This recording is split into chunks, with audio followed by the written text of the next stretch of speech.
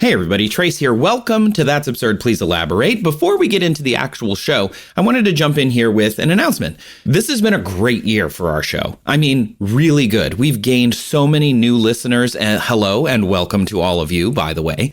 But it's also been a really hard year because Julian has started doing classes again. He's learning about aviation and it's been really fun for him. He's taking classes on how to fly planes. Do not ask him about it. He will talk to you about it for hours. For my part, it's been tough because my office is flooded, but also my Brazilian partner is in Brazil because we're on an IVF journey. And that means that I have to go there occasionally in order to, one, get to see her, and two, take my kid to see her so that he can see his mom. In order to give both Julian and I a little bit of an emotional break, we're going to go ahead and re-air an episode from last June about sweatshirts that you have to remove to inhale lethal doses of ozone, and also if humans could have ever actually evolved the ability to fly. Oh man, we're going to give Julian an excuse to talk about aviation again, aren't we? I guess I'm glad I'm giving you a warning.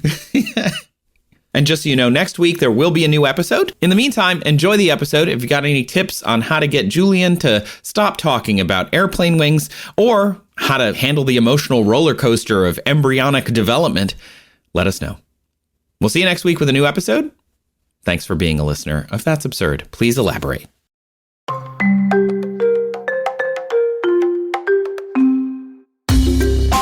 Hello and welcome to another episode of That's Absurd, Please Elaborate. It is a show with 4 words in the name that maybe you've listened to before, but if you haven't, I'm one of the... Am I 2 of those words? I think I would be elaborate and please. I don't know. But I'm Trace Dominguez. I thought you were going to pick just like that and please. I'm that please. I'm that please. And I'm absurd elaborate, Julian Huguet. Honestly, that kind of works. I like that. Absurd and elaborate. Happy Pride Month. We've said it a lot. Anyway. If you haven't listened to the show before, this is a podcast. Welcome. It's a new format. And you listen to the show and you send in questions and we answer them using science research. I thought you were about to give a step-by-step guide on how to consume a podcast. Listen to a podcast. So you put on headphones or you go on a long drive. Quietly. Maybe you're commuting. Maybe you're cooking. I like to listen to them while I cook. Chores, commutes, you know. Just anything but silence. Anything but my own thoughts. Oh, definitely not my own thoughts. Can't have that. Please, no. Can't have that. Never again. Not even once. My own thoughts. Not even once. There's like an Onion article. Man picks best podcast to listen to for 10-second walk to take out the garbage. And I felt personally attacked. Like, yeah, that sounds correct. You ever put one in, like you do something, you walk outside for 30 seconds, throw the trash away, I put them on, and 2 minutes later, I was like, I'm going to call my mom. And it was like a long drive. And an hour later, I had listened to 2 minutes of the podcast. Anyway, we're going to tell you about some science of random questions that people have sent us. Those questions are usually ridiculous or far out. If you want to send us a question, you can find it down in the show notes. You can call us to send us a voicemail, all sorts of different things. Whew.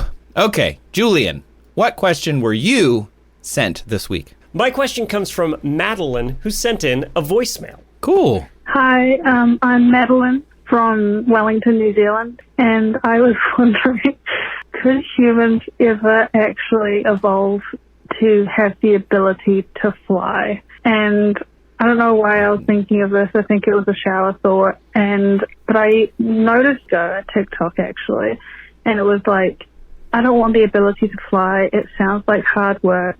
I have the ability to run, but I don't run everywhere. So it's kind of like a second part to the question is how hard would it actually be to fly, and would people be able to actually, like, you know, use it on a regular basis? And I'm talking like wings or like magnets, or I don't even know how we would actually evolve the ability, but I mean, just taking from nature, probably wings. But yeah, I don't know. That's my question. Does this solve anything? Bye. Gotta sneak that in. I like that she made herself laugh with that as well. I do love when the giggles are coming out early.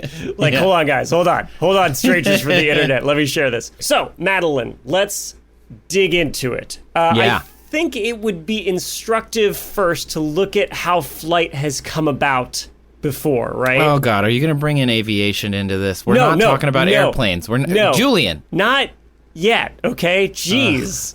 Calm down. But no, the fortunate thing about flight is we don't have to, blue sky it. But like other things have done flight already. Yeah, true. And it may be instructive if we look at how they did it first to figure out how we might do it. So, Trace, 4 separate lineages have evolved the ability to fly over the course of life on Earth, as far as we know. Oh, okay. Do you know what they are? Well, there's hot air balloons. There's that time that Harry Potter blew up his aunt. That was a big one. Which is sort of like a hot air balloon, but kind of. There's a flying car. There's that one. There's broomsticks, clearly. And the Dementors fly, but mostly in the movies. They don't really talk about that. But seriously, the only though, Harry Potter is kind of not. Is the Harry Potter series. Harry Potter's not as cool as it used to be, thanks to the dumb author. Happy Pride Month. I'll say it again. Yes. Okay, so I'm thinking like a leather-winged kind of bat situation. Seems like that would be an evolution slash... Yep. So Chiroptera, bats, correct. Yeah, like mammals that fly like that. I would think then birds, of course. Pterodactyls are not dinosaurs, and so I would think that would be a separate category. Pterosaurs. You've named all the vertebrates that can fly. Yeah, there's an invertebrate that can fly. There are many invertebrates that fly. What am I thinking of? Like jellyfish? You're going to feel so dumb when I tell you the answer. So stupid. Okay, just tell me, because I'm not going to. Insects. Oh! Yeah, okay. Yeah, those things. I am going to feel stupid. I was thinking of like invertebrate, but not exoskeleton invertebrate. Right. When I think invertebrate, I just think blob. Yeah. Yeah, and you went to jellyfish. That's not what I should be thinking. But I just went to the aquarium this weekend, Julian. I don't know. I love that in your head, flying jellyfish was a completely reasonable thing. They do talk about how they fly, like they fly in the water. Yeah, they kind of like pump the water as they move along, right? But they don't fly through the air. Well, what's the difference, Julian? Water is just thicker fluid. Yes, they're both fluids, Julian. but one's a gas, one's a liquid. So they're both fluids, Julian. Okay. Well, let's start with insects, right? They were the first to develop the ability to fly. Yeah, first and most populous. Yeah, that's a big reason, actually. It's funny because before insects had the ability to fly, their ancestors developed this incredibly useful ability. They are not that well represented in the fossil record. There's more arachnids, and then all of a sudden, sometime 300 to 350 million years ago, bam, they developed the ability to fly, and there is this explosion of evolutionary radiation because it was so useful. And the reason that is because they managed to basically find a new niche that nobody else had explored yet and had been able to take advantage of, and that was the sky. So can you imagine there was a time here on Earth, some 350 million years ago, where there's just nothing in the sky. Above. Yeah, nothing above you. You'd be standing on the ground, and above you is nothing. No just birds. Weather. Yeah, weather. No birds, no bugs. Yep. I guess it would make it easier if you were really nervous about bugs, because they would always be like at your feet. So you just be like, no, get off. You wouldn't have to worry about them like flying into your eyeball, which they always do. Yeah, into straight the for the eyeball. eye. Straight. Or the nose. Ugh. Any orifices. Yeah, what's up with that? I don't know. Why not? Trying to exploit that niche. Get in that niche there. Get in that niche. Right. So insects were the first to develop this ability to fly. There's competing theories on how they actually basically sprouted wings and started being able to use them, right? Because here's an important thing to somewhat answer Madeline's question, and that is evolution is a tinkerer. Usually. It's much easier to take something that's already adapted maybe for something else and just kind of massage it into doing a new thing. That's called an exaptation, by the way. When you have a structure that's originally adapted for one thing and then it becomes co-opted for something else. Right. So the leading idea of how insects developed wings is the tergal hypothesis. So the idea is they used to have these membrane that started growing off the back of their body called the tergum, and these membranes originally were useful for maybe gliding, and eventually they, became attached to muscles and actually could move around, and they could actually fly about. So once they colonize the air, they, like I said, go through this evolutionary radiation where they develop into all these different forms because they're so wildly successful, and, well, we're kind of stuck with them forever since. Now, humans obviously are not going to be exploiting a new niche because insects have gotten there, and then other vertebrates got there after insects. And the next that developed the ability to fly was what you mentioned, the pterosaurs, the non-dinosaurs that can fly. Yeah. So pterosaurs first came about in the late Triassic period, about 225 million years ago. And we used to think that they were kind of ungainly and not very successful flyers, maybe more gliders, but more recent evidence actually supports that they were very adept flyers. And I mean, they lasted for about 140 million years before the mass die-off, the KT extinction. So they were very, very successful. And I started looking at pterosaurs thinking, well, is there maybe some indication of how we might develop like pterosaurs? And one thing that I always think is funny about pterosaurs is that they're basically the fanciest animal that's ever lived. Right? Because when I have a P at the front of my name, but I don't even use it. They always pee silently, it's true. So a pterosaur, their wing is attached to what is essentially an extremely long pinky finger. Right? So they're just constantly being like, hello. Pinky out, exactly, right? Like when you drink your tea and you have to have a pinky out to be fancy. Yeah.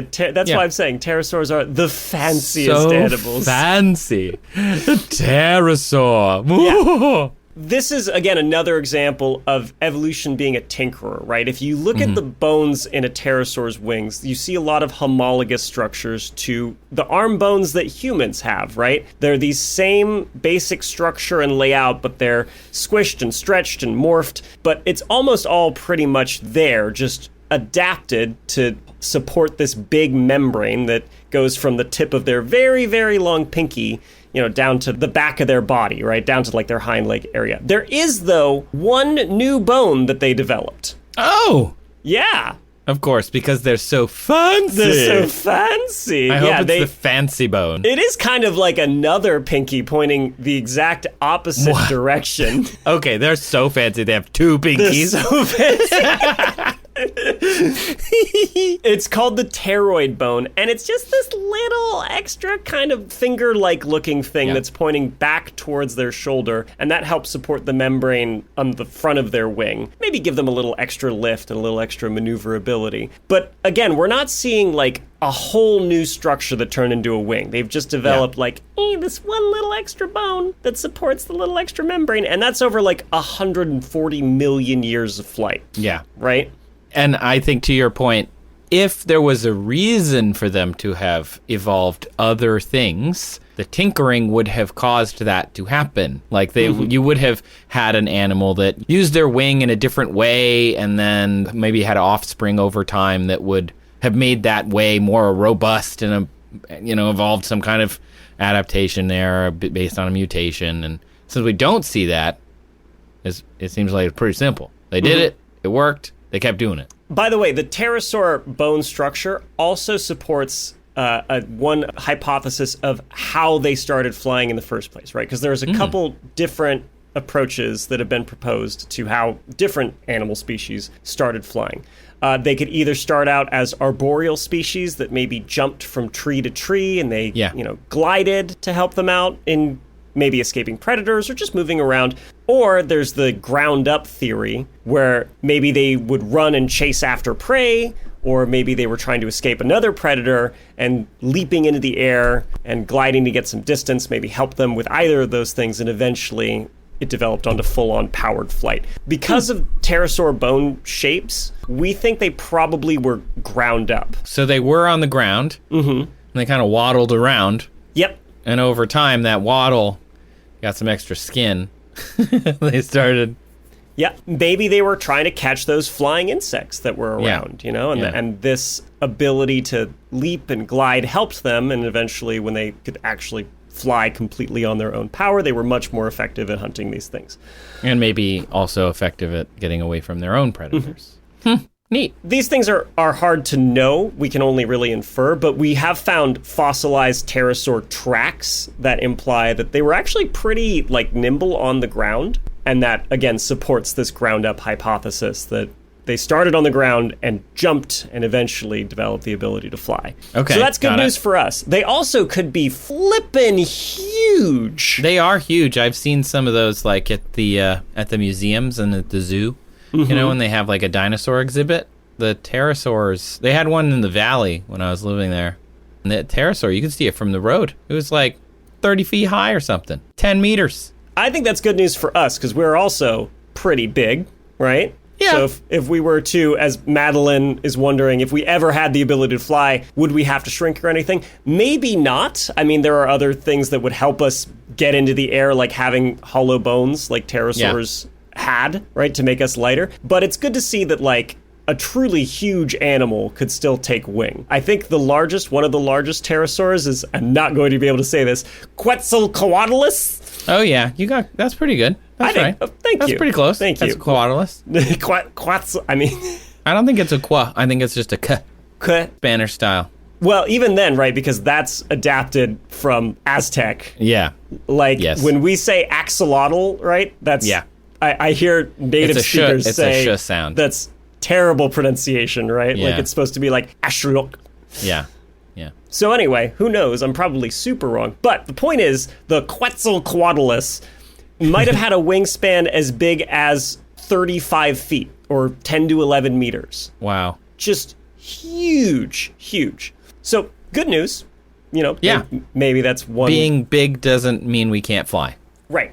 Now, they had other adaptations that also are super useful for flight that obviously we don't have right now. They had a keeled sternum. A what now? A keeled sternum. Because there's two boat words in there. There's keel and stern. And so I was very confused by all the boat terminology. Nope, not nautical. We're still aviary.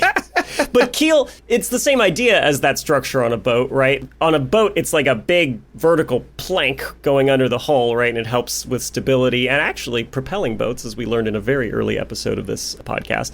Yeah. But for birds and for pterosaurs that have these keeled sternums, it's, again, like a big protrusion coming straight out of the middle of their chest, this big flat thing that pectoral muscles can attach to. And that really helps with that flapping downstroke, right? Yeah. That's so important for the way these animals had the ability to fly.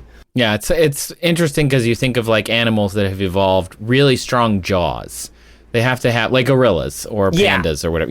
They chew a lot of cellulose. They have ridges on their heads, or they have really strong, wide bones in their heads to the muscles need a place to attach to. Exactly. And I think a lot of people forget that when they think about the structure of you just put wings on their back and then they can have a six-pack ab and fly around an X person. Yeah. And it's no. Where's that wing attaching to? You need some ridges. Angel would not look good. Exactly. I mean, we'll dive into this after we go through the history of flight. Oh, really? But this idea good. I'm of sorry. I keep jumping in. How we picture humans flying, when you start to realize what we need, it gets really ridiculous. Okay, so the next animals that developed the ability to fly, of course, were birds, the avian dinosaurs. Trace, true or false? Birds did not exist at the same time as T-Rexes. I thought there were birds.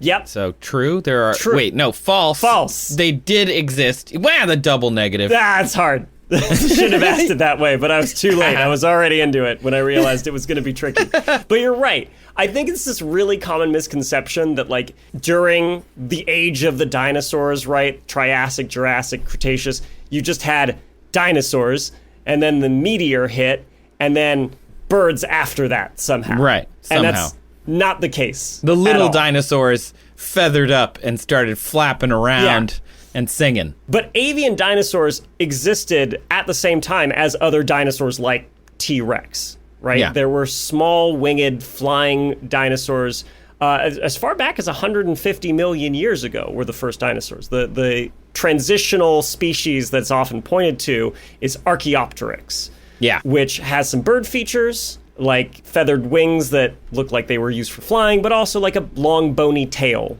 more similar to other theropods and raptors. So these early birds, though, like Archaeopteryx, have that problem of not having a keeled sternum, the same way that we don't have one, right? Right. They're, again, another case of evolution just being a tinkerer. So we think that these early birds had to fly with more of like a breaststroke kind of motion, not like a straight up and down flapping. Whoa. So super inefficient, relatively speaking. Yes, exactly. Yeah. And eventually, they evolved that keeled sternum and that more up and down flapping motion because these things take time. Yeah, the first ones that had the ability to fly didn't have that efficient motion yet. Cool. And finally, bats, Chiroptera, right? These are actually the second most diverse group of mammals. Did you know that? I didn't know that. No, that's surprising to me. Yeah, they're super successful. And again, a big reason of that, we think, is because of this ability to fly and their exploration of a niche that wasn't really filled, and that is being nocturnal predators of insects. Yeah, they were like, okay, guys, let's look at this market, see if we can find some competition, research, figure out where their niche is that we can plug into. Mm-hmm. Turned out, nighttime, insect hunting, flying, combine those. Yep, just take that over and bam! Same thing as like Ray Charles being like, I can mix gospel and like pop music and rock. That's going to work fine. Ray Charles is the bat of that. Nothing to do with vision, though. I don't want people thinking I'm making that connection. That was not a pick that I was not did on purpose. That was great. Okay. Besides, plenty of bats can see. That's a common myth, right? Yeah, a problem with anyway pop culture. So bats went that arboreal route instead of from the ground up like the pterosaurs likely did, or even the birds that we know today likely did. They probably started as mammals that were climbing trees and maybe jumping from one to the other and gliding, and then eventually they developed true powered flight. Their closest living relative, as far as we can tell, is something called the colugo, also known as the flying lemur, which, as my source here says, which does not fly and is not a lemur. Okay, that sounds. But if you right. want some great Google image results, though, look up the colugo. Colugo. Colugo. Colugo. Colugo. Oh my! What the heck is this? Isn't it? It's so derpy. Wow. If this animal had a voice, it would sound like this. Hello. Hi, guys. What are you guys doing? Why didn't you invite me to your birthday party? Actually, I'm not a lemur. Yep, that's the colugo. They live in Asia, the Philippines. Never heard of them before, but always a delight to discover a weird new animal. They're great. They're really good. I love it. Yeah. So again, another case of evolution being a tinkerer. Bats have a lot of homologous structures with our arm structures, but their hands basically grew to be enormous and webbed and connect to their hind limbs with a big membrane of skin. And that's how bats got their wings. And because of these basically fingers that go throughout their wings, which birds don't have, they're actually quite nimble flyers. It makes them great for hunting insects, especially, at night, moths fluttering around and changing direction rapidly. Bats are super well adapted to this because of that wing structure. And also, bats developed an extra bone that helps them fly. Oh? Yeah, the calcar, which is kind of like the pteroid bone in pterosaurs, except it's coming off of their hind ankle, and it just supports like the little membrane between their back legs. But cool. Again, another point where it's like they didn't develop a whole new limb that became wings. At most, they just have like a little extra bone here or there. It's much, much easier to reappropriate things than create new ones. So, with all that in mind, how would humans develop the ability to fly? If it were to come about, which, to be totally upfront, I don't think it's ever going to happen. Yeah, I'm pretty sure that one's not going to come about. Right. It's fun to think about it. That's why you listen to this show. Right. So Julian, we need a really strong sternum. Yes, there's that. Right. So let's imagine the scenario where this would come about, right? Here's the main reason I don't think humans are ever going to develop the ability to fly. And that is we're too dang smart. What? Yeah. We're not dumb enough? If we were dumber, we could fly. That's what I think. That's disappointing. That's what I think. And I'll explain why, right? These animals that have developed the ability to fly, they did so because there were pressures put on them to change, right? They were forced to take to the skies like insects, right? Because that was unexplored. Or they had to catch these insects, right? But unlike us, they couldn't develop any tools, right? They didn't have these super useful but quite small hands that can build tools that can catch stuff. We can make traps or nets or whatever, right? Yeah. They had to take their hands, their pinkies, and stretch them out and then put a big membrane between them and their ankles, right? So they could take wing and catch their prey. So hot. Yeah. Or they're, in the case of bats, right? The whole hand had to become that support for the wings and skin stretched between all that. I think our hands are way too useful for us to readapt them into something else where along the way they're going to be less useful. You know what I mean? I mean, yeah. You don't think that we're going to grow a big membrane that stretches along our entire rib cage down past our butt into our leg area? I'm not saying it's impossible. I'm just saying if that were to happen, would that make us more fit to survive? To do the rest of our survive? No. I don't think in so. the current evolutionary environment. If for some reason we water worlded up and, there was no land to speak of and somehow, but there were a lot of, really good air currents that could keep us alive and warm or something. I'm just obviously making stuff up. But there'd have to be a completely different planet for us to have to survive on it and evolve something like that. Right. And again, I think we'd have to lose our brain's ability to creatively problem solve instead of adapting biologically like other animals throughout history have had to do in order to meet these changing conditions. We just change the world around us to make it suit us. Yeah, right? If there was a water world, we would just get Kevin Costner to be in it. Exactly, and his fabulous hair. Ugh, even when wet. Doesn't make sense. Yeah, so I think for humans to fly, first off, I think we'd have to be dumber. I mean, that makes sense. I get it. I know it's a weird conclusion, but that's where I'm going with that. I like it. And then, something would have to force us either like into the trees again and jumping from tree to tree and gliding around, much like our Colugo friends do, until we maybe develop those membranes that make that more advantageous, and then from there go on to be more like bats and actually have the ability to power those membranes and fly.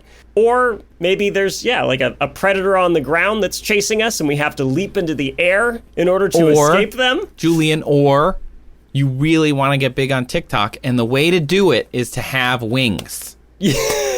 There's no niche on TikTok for flying TikToker. It's true. I mean, there are people that fly planes, but that's not the same, and I'm sure you follow all of them and know all of them or whatever. Wait. But so you're implying that social media niches are equivalent to ecological niches that people can then exploit? Are they not? I think this is true. Since we're doing podcasts, maybe that'll help us trend more towards echolocation like bats, right? Since we're doing an audio medium. Yeah. That people don't need to see. Maybe if we podcast for long enough as a species. Yeah, that'll do it. We'll just our eyesight will just get worse and worse, and we'll just listen to each other. Ooh. That's right. We're helping humans become more bat-like. We're doing our part. Sounds perfect. As podcasters. Again, let's game out this scenario, right? We're dumber. Yeah. I think there's more predators on the ground that are chasing us around and driving us into the trees. And this is true for millions of years, right? And we eventually develop these membranous structures between our arms and our ankles that help us glide around. And the first flying humans, not great flyers, kind of like how Archaeopteryx was flying with the breaststroke structure. until we eventually developed keeled sternums. So humans of the far future that can fly, they'll have to have basically a big chest sticking straight Chest out. ridge. Yeah, just a big chest ridge and a ripped back. Ugh. Just like a sack of pythons rippling around whenever they flap. The future manosphere is going to be weird. And actually not that different from now, to be honest. Like, not that different from how You weird mean it is stupid and now. full of predators? And body dysmorphic, Yeah. unfortunately. Oh no! The only people who will be able to fly are manosphere podcasters. No! Shut it down. That's Shut it down. No. Shut it down. It'll We're never terminating this happen. line of thought. Just hordes of Joe Rogan swooping down on people. Everything is brownish orange. It's terrible. Oh, what But have the we beards, created? they're immaculate. And for some reason shaped at the bottom and underneath. Yeah, Even- what's it's with weird. the? That's I don't bad. understand. It's like I a don't- blanket it's that's too small, you Yeah, I know, pulled don't over a quite get bit. it. Just I let don't- let the under chin hair grow, manos. Anyway, And that's why it's the manosphere, right? They're yeah, because manos? they're manos. Because they have two manos. Two hands, yeah, two fancy hands with membranes We've stretched come across full their fingers. circle. They're so fancy. This is the future in which humans will evolve flight. They'll be stupid. They'll be chased by predators into the trees, Yeah. and they'll probably eat bugs, which we know the manosphere hates. Oh, too bad. Bugs Yeah. are really nutritious, and sometimes they're pretty tasty. And a lot of people eat them already, by the way. Yeah, This is yeah. a tangent that we talk about sometimes, you and I, privately. Yeah, a lot But of people be eat them. eating bugs. People be eating them. That's a thing people do. In Oaxaca, for example, Yeah, which has a lot of native people still, like crickets are a big part of that cuisine. and they're delicious.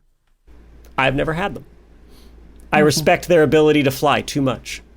That's why I only eat chickens. Once you lose the ability to fly, you're fair game. Wow. Is that the end of your answer? I think so. That was pretty insane. That was pretty insane. I didn't know if that was going to go. So let me recap. Future for Madeline's question is what would have to happen for us to fly? And if we had the ability, how hard would it be? So how hard would it be? Oh, it'd be very difficult, especially like we mentioned, early days where we weren't well adapted for it, where we were taking what we had and just trying to make it work. It'd be much more difficult. Although I did find people who studied, proportions of bird wings and body sizes, and they came up with a figure on how big the human wingspan would have to be. Oh. This is Ty Hendrick, a professor of biology from UNC Chapel Hill, and he says that a 5 foot tall, so 1.5 meter person who weighed 155 pounds or 70 kilograms, so they're quite short and stout. Yeah, a little smaller than the average on both ends. Would need, Short king. They would need a 6 meter or 20 foot long wingspan. What? That's too much wing. That's quite large. We're back to episode 10 or whatever with the giant head balloon. Like, there's just too much skin. Yeah, you'd have to have the fanciest pinkies. Oh, so fancy. Imagine drinking tea with a pinky that was 3 feet long. Yeah. It was a 1 meter pinky. Oh, the fanciest. I'm imagining a pterodactyl tea party spelled P-T-E-A. PT, yes.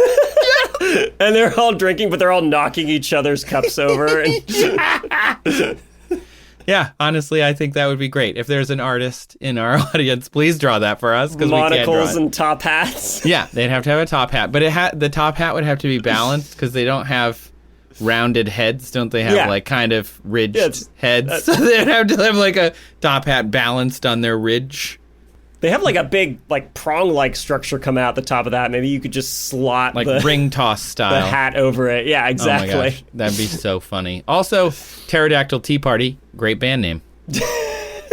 With a P for With both. all P's. Yeah. Pterodactyl Tea Party. And the party would have to have a T after the P. Just to be confusing. Wow. Okay, well, thanks, Madeline, for that question.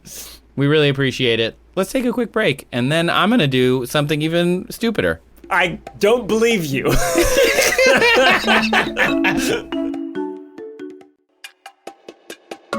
Welcome back. I hope you had a nice pee break, everybody. Now it's time. When you say pee break, do you mean a tea break? Because Yes. there would be like a PT, so they had tea, but they really, you don't pronounce the P part. It's just the tea break. Both. I hope Got it. they had time for both. Now, Trace, what's your question?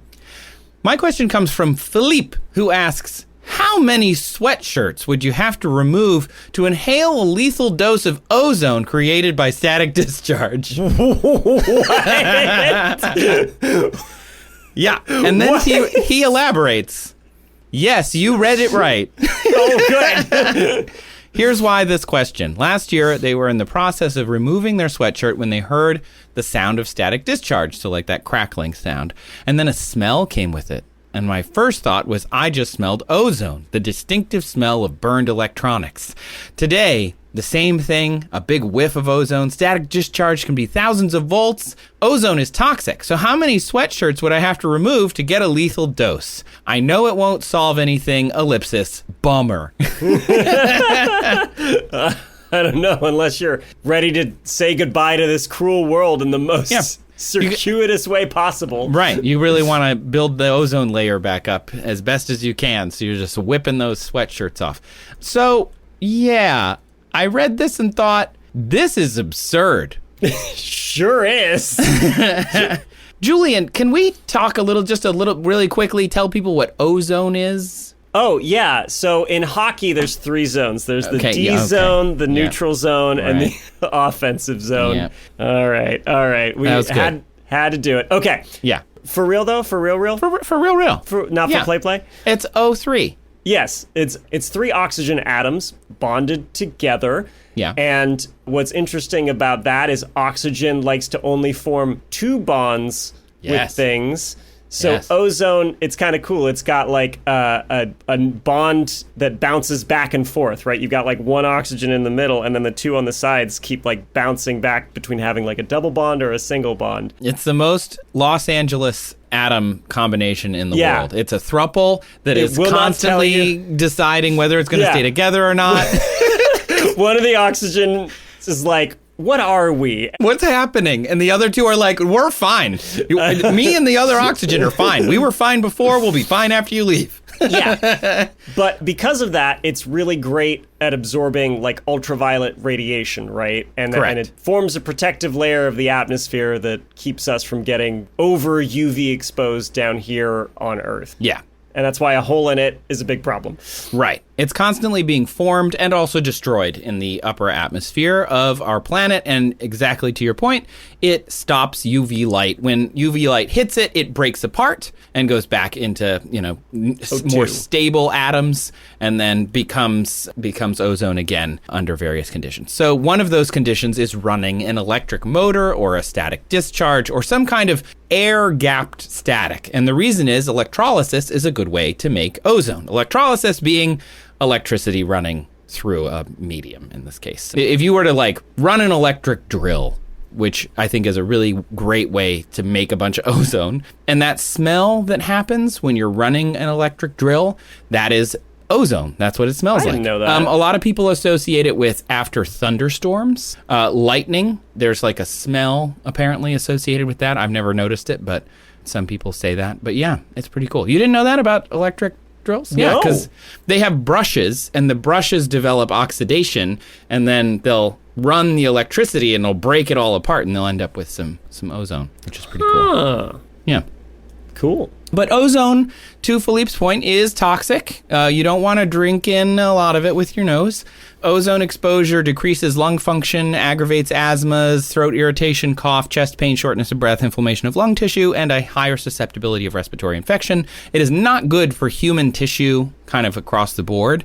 It can cause asthma and harm tissues, but it breaks back down again to O2 pretty easily. That's fine in the environment, but in your body, that leaves like a free radical oxygen, which, as Julian has said on this podcast many times, loves to just go and rip things off of other atoms when they're not stable enough. Oxygen's pretty greedy like that.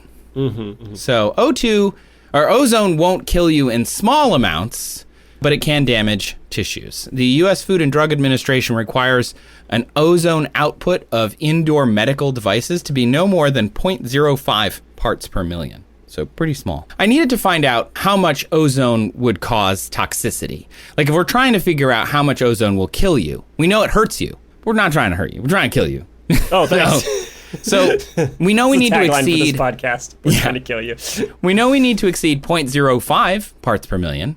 The Occupational Safety and Health Administration, or OSHA, requires that workers not be exposed to an average concentration of more than 0.1 parts per million for 8 hours in a row. The National Institute of Occupational Safety and Health, or NIOSH, recommends the upper limit of also 0.1 parts per million. So we know we need to exceed that. It was really interesting, actually, to read the NIOSH stuff because they have this publication where they collect all the things that are harmful or deadly just in general. That's like part of their mandate because, you know, some company, i.e. a human being who ran a company, subjected their workforce to that thing. So they collected what it was that they were doing. This is some like Aaron Brockovich stuff where they were like, hey, you're doing this and it's killing your employees. And so NIOSH goes and says, like, here's how you're killing them and how to not kill them by not doing that. Please, pretty please. And their ozone page says that ozone can cause a pulmonary edema. Oh. Yeah, it can be bad. It caused it in welders who had a severe acute exposure to an estimated 9 parts per million ozone, plus other air pollutants. 90 more than the maximum allowed? Right, yeah, 90 times the more. allow. Yeah, and this, again, I say this, and it's a little sad, because this happened to people. Yeah. This was a study in 1957, or a write-up of something that really happened. It wasn't actually a study. It wasn't like scientists were like, let's expose these welders. It was somebody on a job site was exposed to this enough times that they wrote up a case study. So recently, I was watching with my wife one of the 2 documentaries that came out about OceanGate. You know, the I haven't submarine. watched it yet, but I've heard a lot of people talking about it. And throughout the whole time, the founder, Stockton Rush, is talking about like, well, we're not going to let all these regulations get in our way. And I turned to my wife and I said, OSHA regulations are written in blood. Yeah. And at the end of the documentary, somebody else went, OSHA regulations are written in blood. And I'm like, good, It's not just me who understands this. These things didn't come about because somebody was like, oh, what if, we just made it harder for businesses, right? Like, well, what if it, no, like, people got hurt or people died, and that's why these limits exist. Exactly. And so these welders had severe acute exposure to an estimated 9 parts per million of ozone. They had a blood vessel burst in their lung, and they probably died. They did have a 1937 study, and that one, the scientists probably actually did do this thing because it was about on small animals, unfortunately. But they wrote that 15 to 20 parts per million is lethal to small animals. This was, again, a 1937 study. And a write-up in 1963 guesses that 50 parts per million for 60 minutes would be fatal. Okay. 50. Okay. So 500 times what you would want to have. So let's say we have this perfect storm, which is sort of an ozone pun. So we've got a 10 parts per million of ozone and a person who's just like really susceptible to that. Because there's no way we're going to get to 50 in an easy way. By the way, parts per million, if you're not aware of what it is or if it's confusing to you, think of it like a percentage. 10,000 parts per million is like saying 1/100th, right? Because it's parts per million. So 10 parts per million is like saying 0.001% of the air is ozone. It's not a lot. Percentage means like parts out of 100. Exactly. Right? Like that's literally what it means. Like, right. So that's just orders of magnitude less than like percentage is what the parts per word million is. percent, as in per 100. If you understand percentage, you understand parts per million already. Exactly. So in our case, we would need to make about 0.01 liters of ozone for every liter of air that we have for this person stripping off their sweatshirt, which is still a freak sweatshirt accident. Like, no matter how you slice it, that's a lot of ozone. That's a lot of sweatshirts. Yeah. So now we know what we need to hit. Like, that's the goal. We're making that much ozone, and we need to know how to get that ozone out of static electricity. Have you ever thought about the term static electricity? just now, since you've asked me. Right. Sure. It's static, as in it's not flowing. That doesn't mean it's not moving, but it's not flowing electricity. It's static electricity. You know, electricity we think of as a moving thing, so we call it static electricity. But it's really, electricity in general is just a movement of like electrons through a medium, whether it's air or skin or water or your mom, you know, whatever it is. Hi, Roxanne. What is this? Now everybody's thinking about electrons flowing through my mom. This is Well, so your mom weird. is, at least. So static electricity is not a current of electricity. It's just on the surface of the material you're talking about. Yeah. Which is really cool. I went down a huge rabbit hole about static electricity for this, and I don't have time to talk about all of it, but it's really neat. And when you rub stuff on stuff, it doesn't make it like all uniformly electrical. Like if you were to measure it, it would have little patches where it's really cool. Mm-hmm. Anyway, static electricity forms between something that's an insulator. What does an insulator do? It doesn't allow current to flow. It doesn't allow electrons to move. Yep. Like kind of blocks them or holds them or whatever. And a conductor, which gives up electrons, allows them to move around. So it forms between those two things. And there are several different forms of static electricity. There's contact-induced, pressure-induced, heat-induced, and charge-induced. They all have different fun names. So charge-induced is electrostatic induction. Basically, a neutral charged thing comes near a charged thing. So they try and balance, and you get the static electricity in the spot in between. There's heat-induced, which is called pyroelectric effect. This one is pretty cool. Also good band name. Really good band name. The pyroelectric effect has to do with, of course, heat, atoms rubbing together, and electrons moving around. There's the pressure-induced one, which is piezoelectric. But I also have always pronounced it piezo or piezo. You know, I don't know. Anyway, whatever it is, it's the squeezy one. And then there's contact-induced charge separation. And that's the one we're talking about, which is the triboelectric effect. Slide things by each other and electrons jump. Now, when you think of this, what do you think of? Because I had something that I immediately thought of when you're like, oh, static electricity, not the sweatshirt, but obviously, yes, of course. But weirdly, I think of thunderstorms. Thunderstorms is a great example. I didn't think of that but until later. But like, yeah, the reason lightning happens is, you know, all these things are moving around in the clouds and they're rubbing against each other, and it's and you get a charge separation, right? You get like positive ions in one part and negative ions in another, and because you have this charge separation, you get a voltage, an electrical potential, right? That's where my mind goes first. Yeah, but I feel like you had something very specific in mind when you asked me. I was thinking of science demo where you rub a balloon on your head. Yeah, classic. Or the Van de Graaff generator. The Van de Graaff generator. Exactly.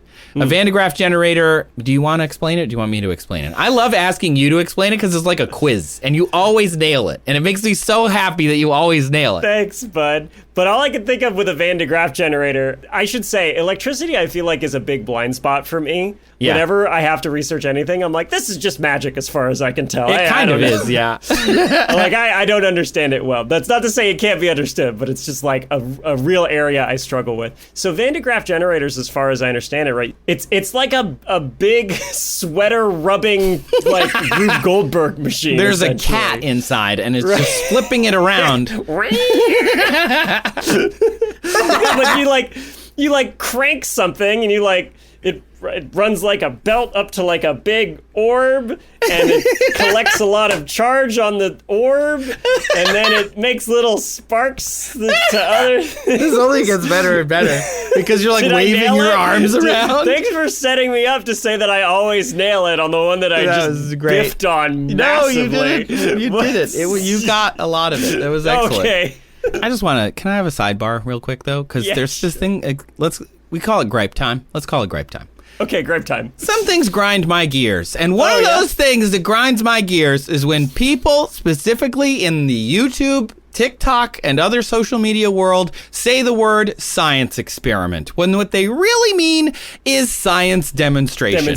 They're not experimenting. They don't have a hypothesis they're testing. They already know what it is. They looked it up on Wikipedia, and now they're just performing it. It's a demo. They're doing a science demo, and it bothers me. Yeah.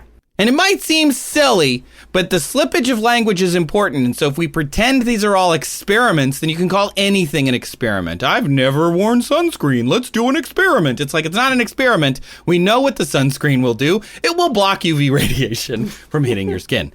Anyway, end gripe time. Gripe time! So Philippe gave me this ridiculous method to make static electricity, but if he had just asked, like, hey, how much ozone, we probably would have ended up at Van de Graaff generator, which, just to give you a little bit of reprieve and tell you that you were right, yes, it's a pole with a big metal ball on the top. You've seen it at any science museum you've ever been at. It was invented by Robert Jemison Van de Graaff, and he wanted a thing that could create lots of electrons for particle physics experiments. And so it's the ball on the top is made of steel or aluminum, and inside of the pole are two rollers. The bottom one is motorized and covered in a rubber insulator. The top one is made of nylon, and then there's a belt in the middle, usually made of surgical tubing, so like latex rubber. The belt is pulled past metal brushes on each end, and so it starts building up electrons in the top. There's a charge separation between the top roller and the bottom roller, and it's translated into the big metal ball. That is a very simple, oversimplified example, but it's essentially a great way to take advantage of that triboelectric series or triboelectric effect. So Van de Graaffs are really cool. They're super huge. They can be really big, and they can make sparks that go through huge air gaps. They have one, I think, at Griffith in LA, has a really big one, and it's really awesome. My alma mater, Western Michigan University, I realized, I didn't know this when I went there, has had one since the 60s, and it's this giant kind of tubular one, because there are different types. It doesn't have to be a ball and a pole. The most important thing is you're creating that like belt of charge separation. Maybe I should go do one at Kalamazoo. That'd be cool. Anyway, go do a video about it. So you can't just like do an experiment. I'll do an experiment. The disgust in your voice.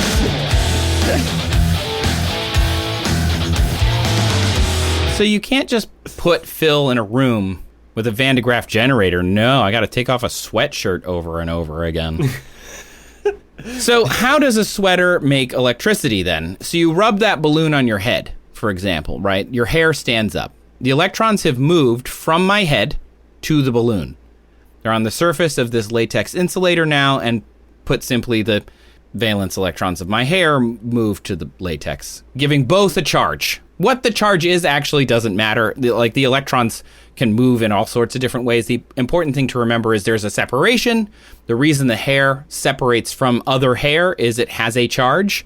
Whether that's positive or negative depends on, how things have worked. Typically in the balloon situation, from what I've read, it's the head is positive, the balloon is negative. But anyway, it's not actually about friction, although I thought it was. It's about adhesion, which I didn't know. When two non-conducting materials meet, they form a bond. And that adhesion bond is what happens with the triboelectric property. Essentially, it's pulled apart, and in pulling it apart, electrons jump from one material to the other. So as I'm separating the balloon from my hair over and over and over again, it's not the friction that's imparting energy. It's the pulling of the balloon away from the hairs that it was chemically bonding to really quickly.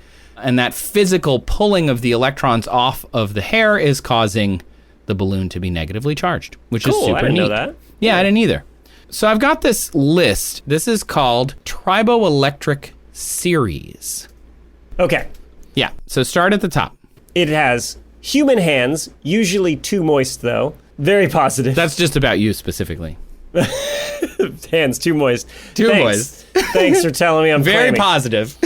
Too moist. Glass, human hair, nylon, wool, fur, lead, quartz, mica, cat fur, silk, aluminum, paper, cotton, steel, neutral, wood, neutral, amber, resins, hard rubber, rubber balloons, similar to latex, nickel, copper, brass, silver, gold, platinum, polyester, styrene, styrofoam, saran wrap, polyurethane, polyethylene, like scotch tape, polypropylene, vinyl, parentheses PVC, silicon, Teflon, very negative. So you get the idea here, I hope. Right.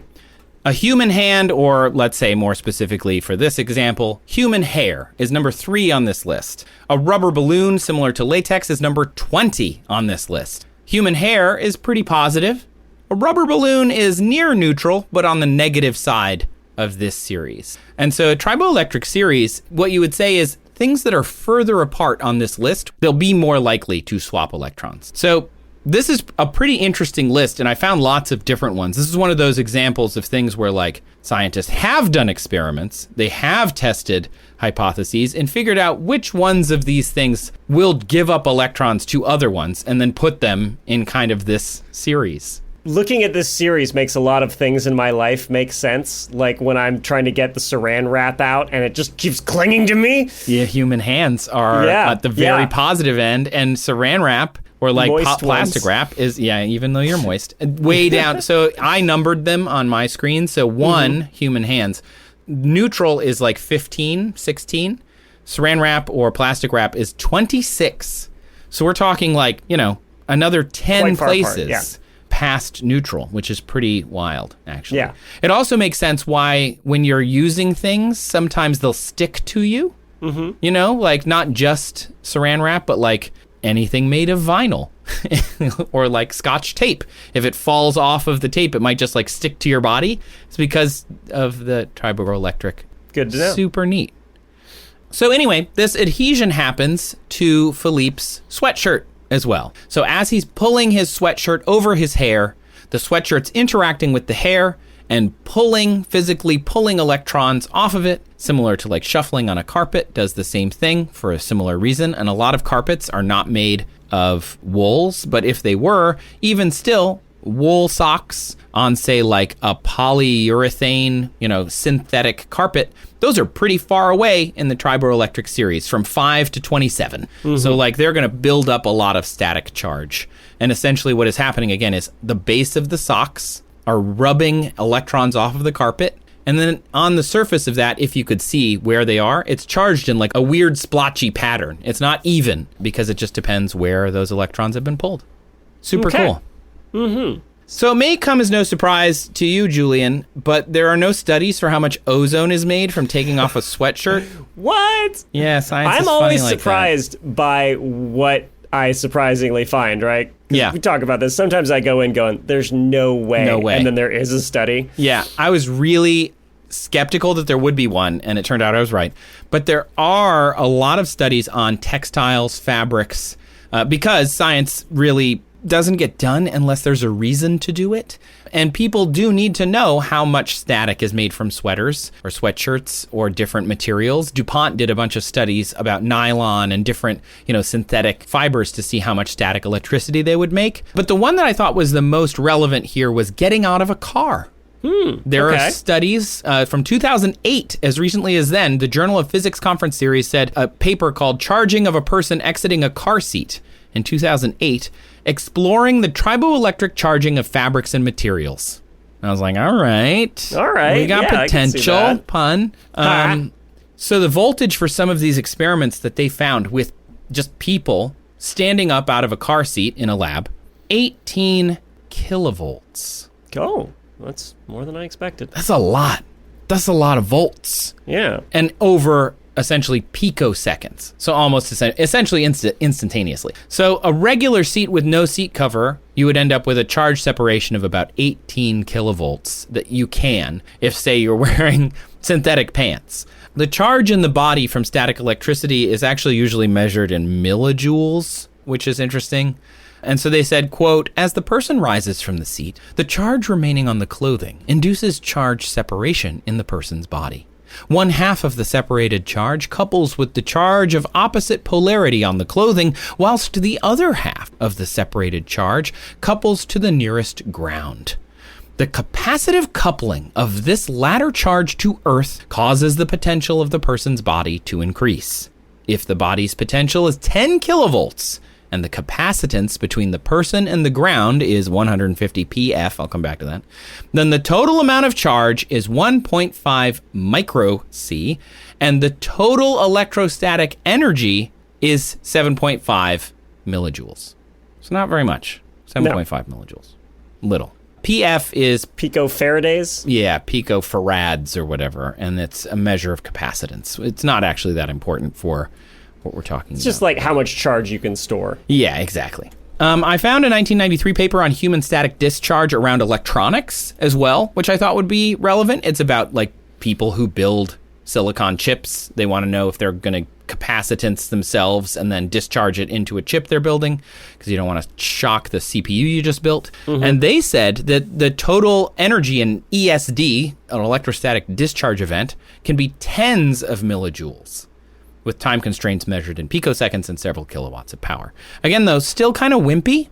But then, Julian, Yeah. I found a non-governmental organization called the Static Electricity Control that studies the health and safety of static electricity in France, the UK, New Zealand, and Australia, and is the industrial recommendation group for those countries all about static electricity discharge. Oh. Wow. Right? Okay. I think Yeah. we're onto something here. These people might be helpful. They sounded serious because they said static electricity is the prime culprit for at least 2 serious fires or explosions in the industry worldwide every day. Every day. Oh, wow. Every day. Wow, this static electricity is no joke. So Here they we wrote, are just rubbing socks on the carpet. rubbing a balloon on your hair. 2 fires a day every day. You're the reason. You're the reason these factories are burning down. So one experimenter estimated the capacitance of the human body as high as 400 picofarads and the charge of 50,000 volts discharged during touching a charged car, creating a spark with an energy of 500 millijoules. And to quote the StarCraft Space Marines, yeah, that's the stuff. What, if you want to, like, set your car on fire at the gas pump, Yeah, basically? that's what you would do. That's what they're worried about, I assume. Also, you must construct additional pilots. You must. Ready to work. Zug. That's a different game. So we needed a number that we have to hit. So we know how much ozone we need. We know how much electricity the human now can make. And we're going to just go with, this is, again, perfect storm. So we're going to make 500 millijoules, trying to hit 0.01 liters per liter of ozone. Right. So I guess the question is, how much ozone can you make with a given amount of energy? Boom! There are things called ozone generators. It is a wellness trend that I am not a fan of. But grape time. Grape time. Grape time! I have only recently learned that people have been putting ozone in their butts. Oh, no. And I just want to say, Oh, no. what? Don't put are anything in you- your butt. No! Stop it! I thought butt chugging was a whole different thing. Stop that! Wow. Why? What Yeah. possible benefit? I saw an ad for this. Some guy being like, what's Wow. my key to looking this good at 55? He did not look that good. And he was like, putting ozone in my rectum all the time. And I was like, he didn't. He did. Oh, he did say no. that. And I was dumbfounded. I would be Like, as well. where do people get these ideas? When I was 5, I was like, you know what? We got this toothpaste. I bet nobody's used it as hair gel before. And Yeah. I thought I was real clever. And that's the same logic of people sticking ozone up their butts. Like, no. You'd be surprised what people are willing to stick up their butts. It's incredible, the It variety is of incredible. things that people for pleasure, that's fine. Just make sure it's a flared base. But Happy like Pride. for happy pride, y'all. But No for- judgment. But for wellness, stop it. For wellness. Stop it. Anyway, that's my gripe time. Gripe time! Gripe time. Ozone generators literally just use electrolysis that I mentioned at the top of the show, and they turn air into ozone, and they can do it at a pretty efficient rate. I found a source that said you could make a gram of ozone from air for every 18 watts of power consumed. However, if it were pure oxygen, then the power consumption drops to only 8 watts.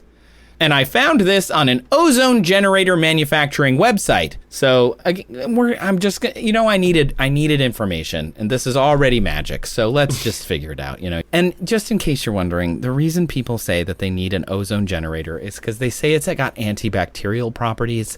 Because I don't know, for some reason there's less O2 and more O3 in the air for a very brief amount of time before it breaks down and lets a free radical, and somehow that stops. I don't know, Julian, but they do it, and I don't get it. I'm supposed to have bacteria in my colon, though. That's where I want it. Anyway. I mean, you want it in a lot of places in your body, but... Yeah. So, after that, I think we've got everything we need. We've got... If you look at your triboelectric list, number 3 is human hair. It's positive. Wool, no bueno. Polyester, however, number 24. So if our sweatshirt is synthetic, so Philippe, skimped on the budget a little bit and got himself a synthetic sweatshirt, then human hair plus polyester, that's great. We've got a good triboelectric series to work with. Now we need to be in a place where all of the ozone is contained. So, have you ever heard of kiosk number 6? Our UK listeners know what I'm talking about, the red telephone booth from the UK. It was the number 6 release that was released in 1936 to 1968, designed by Giles Gilbert Scott in 1935. It's made of cast iron. It's got a teak door. Its external dimensions are 8 feet by 3 feet, or 245 centimeters by 91 centimeters. So we're going to assume an internal dimension of about 90% of that, because I couldn't find any actual internal dimensions. But the red telephone box, I thought, fits a person, and let's assume it's airtight. Okay?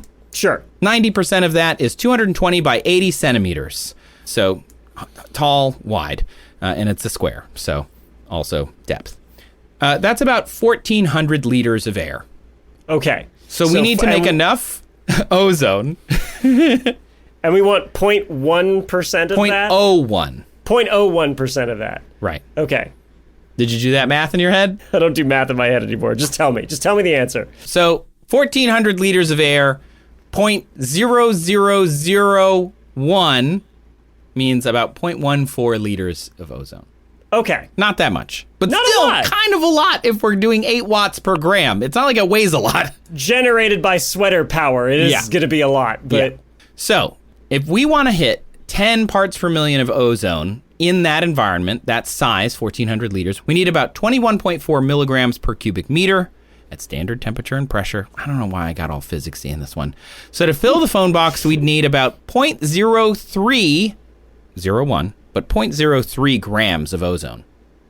Like, not actually that much in that very small environment.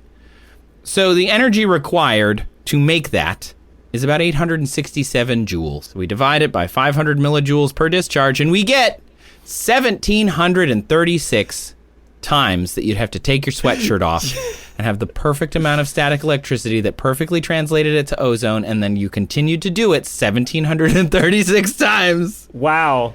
This is the chicken slap cooking all over again. It really is. Lewis would be so proud. I timed myself taking off a sweatshirt a few times and putting it back on. Takes like a second and a half if you're doing it quickly. So we're assuming, again, there's so many assumings, but we're assuming we get a good static shock every time we take it off and every time we put it on in your polyester sweatshirt. That's 868 cycles of taking it off and on inside of a phone box, which makes you look like a crazy Superman. And very confused Superman, conflicted about whether he wants to save the day or not. Yeah. Do I do it? No, I don't do it. Yeah, do I do it? No, I don't really like this person that much. Do I do it? No, I but don't I'm Superman. But I'm going to be late for lunch. So Clark Kent found dead in a phone booth. Yeah, just from indecision.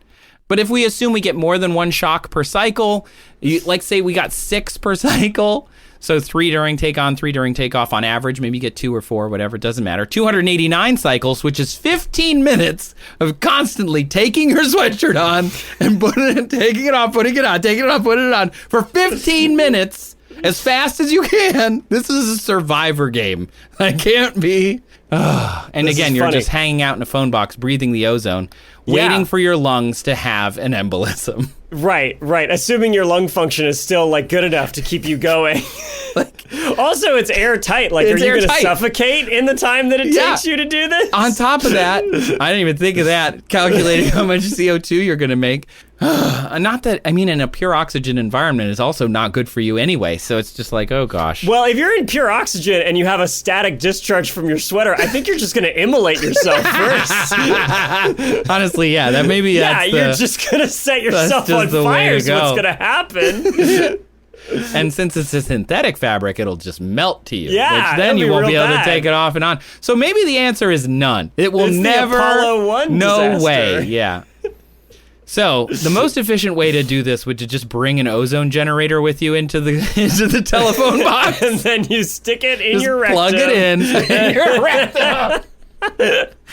Oh God. And you wait for the wellness industry to take its course. They have models that can make 120 grams an hour. So you could like hit your ppm in like a second Sweet. in a closed Yeah. environment. Even with air, you could do it pretty quick. It would be crowded in the phone box with that generator in there, but like not for very long. You'd have your embolism and you'd be done. So, Philippe, how many sweatshirt would you have to remove to inhale a lethal dose of ozone created by static discharge? If you could wear 1,700 sweatshirts at once, you could just take each of them off. But otherwise, you're probably going to have to take off 1,736 Static Shock's worth of sweatshirts, however many sweatshirts that is. Would it help if you're more hirsute? If you're hairier? Maybe. I don't know. It helps if Yeah. you're drier. Drier air produces more static electricity than moister air.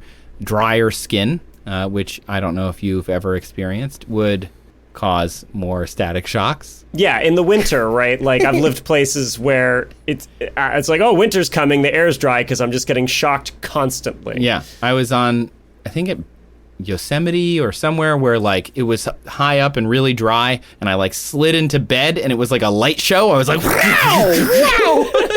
My dad got out his camcorder to try and record it. If you were under the covers, you might have had a pulmonary edema. Oh. No, probably not. So thanks, Philippe, for your question. It would not solve anything. And please don't put an ozone generator up your butt. That definitely does not solve anything. Just don't do it. Not Just worth it. stop it. Stop it. Stop it. What will they try and sell us next? Anyway, thank you so much for listening to another absurd episode of That's Absurd. Please elaborate. The show was created, written, and produced by that guy, Trace Dominguez. And that guy over there, Julian Huguet. That's a reference to the last episode. Yeah, that aired, which there will be some between now and then, so it'll be confusing. Anyway, and also thanks to our wonderful, wonderfully talented, and man who's never produced an electrostatic discharge in his whole life, Kyle Sisk. Unless he wanted to, in which case Yeah. he just did it. He's just like, Kyle Sisk has command over static electricity. It's true. It's a very, low-tier superpower, but one nonetheless. Static Man. Just give people, a light shock. Just the bad guys are like, quit it! No, you lock the bad guy in a very small area, and you Yeah. just use your power to Kyle generate a bunch takes of off ozone. a sweater.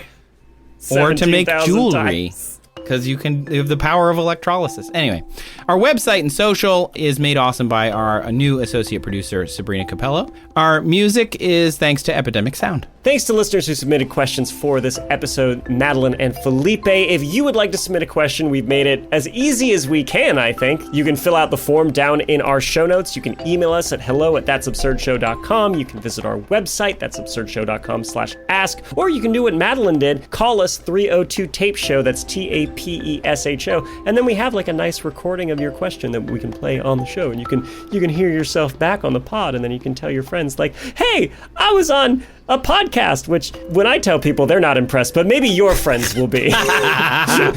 Thank you to our absurd administrators, Les, Adam, Austin, Jonathan, Evan, Dan, Sabrina, and The Brain. And an enormous, outsized thank you to our preposterous producer, Pinky. Thanks, Pinky. Pinky of the House Patreon, first of your name, the ridiculous, queen of the absurd, the reruns and the first episodes, queen of Aronson, Khaleesi of the Great Dirty Sea, protector of the realm, lady regent of the Seven Kingdoms, breaker of chain letters, and mother of dragons.